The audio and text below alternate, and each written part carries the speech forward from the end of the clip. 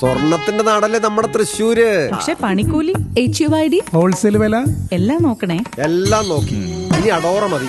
അഡോറ Jewellers, കേരളത്തിലെ ആദ്യത്തെ wholesale premium jewellery, Ikkanda Warrier road, Thrissur, unit of TC-Com.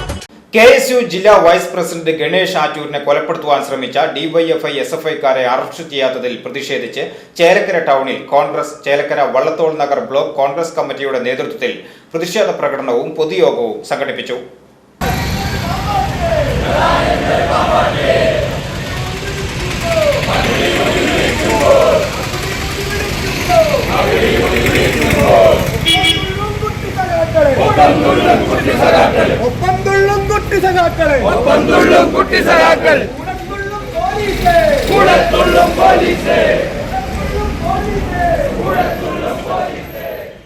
Chelakkara ടൗണിൽ നിന്നും തുടങ്ങിയ പ്രകടനം നിരവധി സ്ത്രീകളുടെ നേതൃത്വത്തിൽ പോലീസ് സ്റ്റേഷൻ ചുറ്റി ടൗണിൽ സമാപിച്ചു. പ്രതിഷേധ പൊതുയോഗം മുൻ MLA-യും AICC രാഷ്ട്രീയ കാര്യസമിതി അംഗവുമായ അനിൽ അക്കര ഉദ്ഘാടനം ചെയ്തു.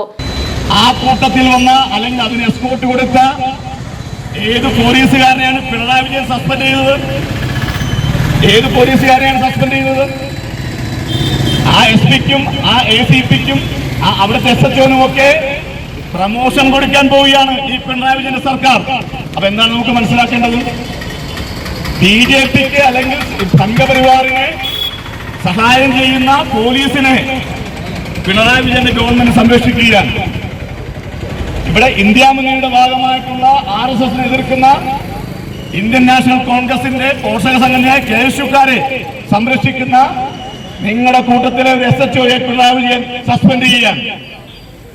ഞാനാണ് ഒരു പോലീസിൽ എനിക്ക് ജോലി അന്ന് രാജിവെച്ചു പോകും ഈ കൂട്ടത്തിൽ നിൽക്കാതെ.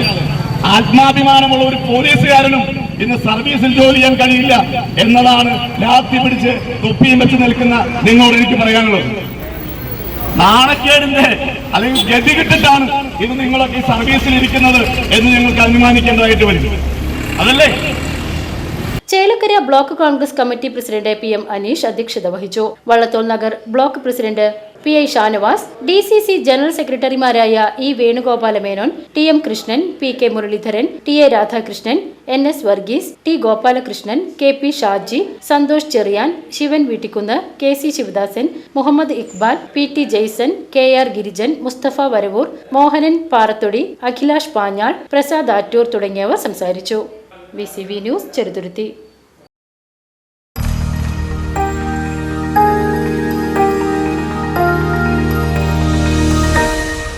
You are watching VCV News.